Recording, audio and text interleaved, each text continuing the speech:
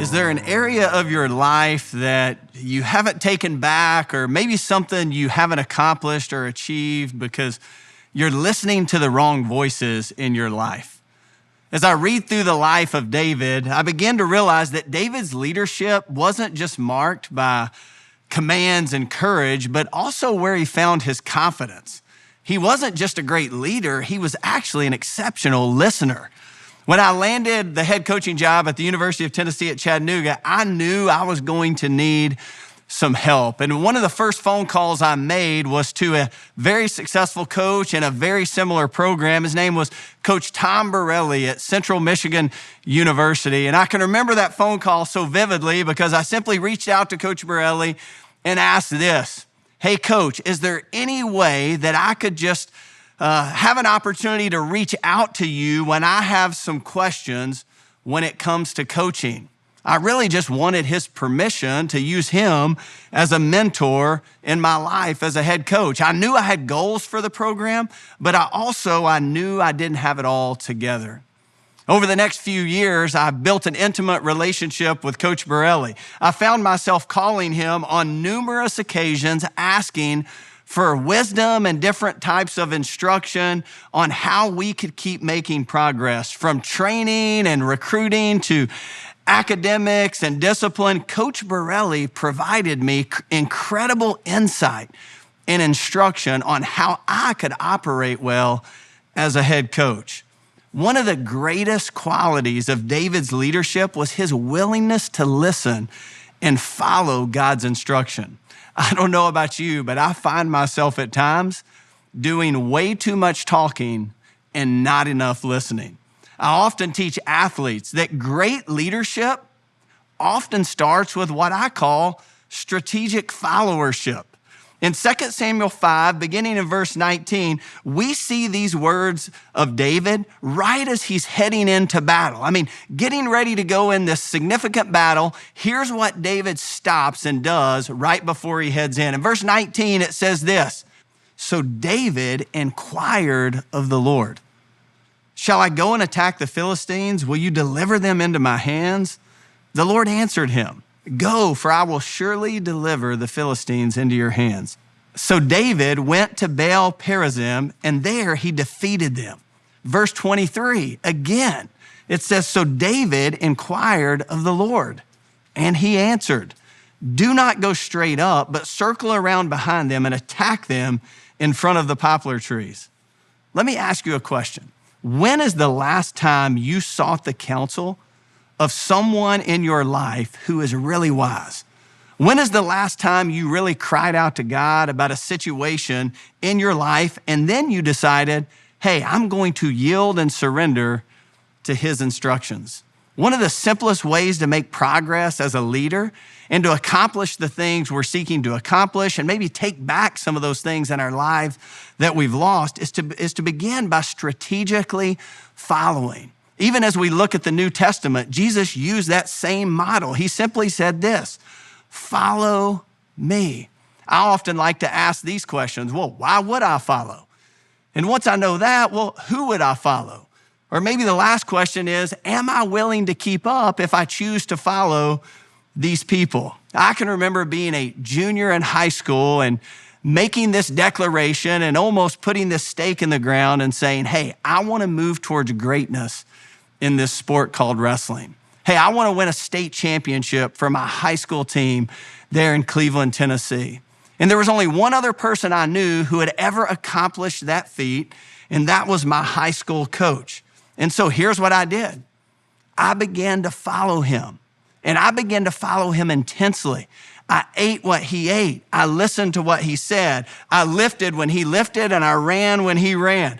I even began to use the same deodorant he did because I wanted to make sure that I was being attentive to accomplish the things that I wanted to accomplish. Here's why: because I knew that if I wanted to accomplish those goals, then I needed to be following someone who had already achieved them. Let me ask you another question. Are the people you're following and listening to, are the questions you're asking helping you succeed in what God has called you to do? When David was going into battle with the Philistines, he inquired of the Lord. And when you and I are faced with decisions, there's no voice we should trust more than God's. I want to encourage you today. Many times we're not winning the battles we're facing because we're not listening to the voices who can help us gain victory. Coaches and wrestlers, I want you to pause for a moment and think about this. What if everyone on your team, what if everyone under your leadership, what if everyone in your home was following you? What would be the outcome? Would you be leading them to the things that we say we want to accomplish? I want to challenge you today to ask this question.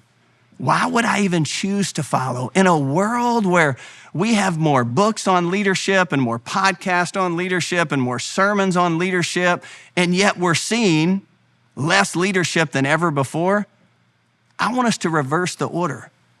Maybe the way to great leadership is to begin with strategic followership. Decide, why would I choose to follow? And then begin to ask the questions.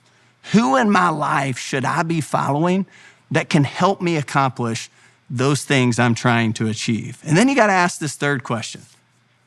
Are you willing to keep up?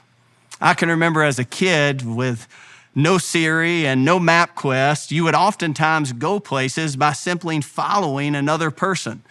And if you let that person get too far ahead of you, maybe they went through a yellow light and you got stuck at the red light, what would happen is you would lose sight of them and you would not be able to find where you were actually trying to go. Many times in our own spiritual journey, here's what I see. We get so distracted and we lose sight of following after Christ that we don't get to the places that he's calling us to go. Man, today, would you pause for a moment and just ask, am I willing to follow? Who in my life should I follow? And am I willing to make the sacrifices to keep up? I believe this, for every coach and athlete out there, when we put our yes on the table to truly follow after Christ, he takes us places we never thought we would go. I get this all the time as a leader, whether I was working in a church or at a school or any occupation I've ever been in. Here's what I often get. Man, how do I know God's will for my life? Here's what I want to share with you today. God's will for your life is for you to follow him. And if we follow him today, here's what happens. We get to the place he wants us to be tomorrow. And when we follow him for a few weeks, he gets us to the place that he wants us to be next month. And if we follow him for 12 months, we're going to look back and go, wow, he did exceedingly abundantly more than we could have ever asked or imagined.